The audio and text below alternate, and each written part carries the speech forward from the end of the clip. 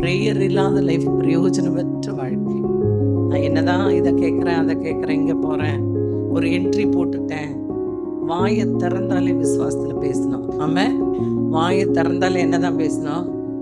ஒரு ஆளுக்கு நமக்கு நல்லா தெரியுது, ஆண்டவர் சொன்னார், நீ காலங்களையும் நேரங்களையும் குறிக்கிறியே, மழை வருன்ற, இன்னைக்கு மழை வராதுன்ற.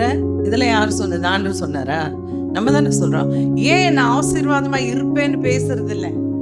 யார் என்னோட இருந்தாலும் இல்லைன்னா நான் எப்படிதான் இருப்பேன்.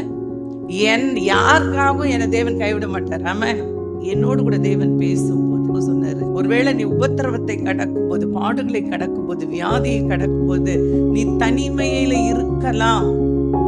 பல வேளைகளில் இந்த தனிமையில இருக்கிறோம்.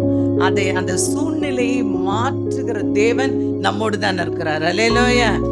இப்ப நம்முடைய லைஃப மாத்துறதுக்கான ஒரு அதிகாரம் யாருக்கு இருக்குன்னா அவருக்கு மட்டும்தான் இருக்கு. ஒரு அல்லேலூயா சொல்லுங்க. வேற யாரும் என்னுடைய வாழ்க்கையில தேவன் வைத்திருக்கிற திட்டத்துல ஒரு புள்ளிய கூட மாத்த முடியாது. ஆமென் சொல்லுங்க. அதை விசுவாசிங்க. ஆமென். அவர் நல்ல தேவன். அல்லேலூயா.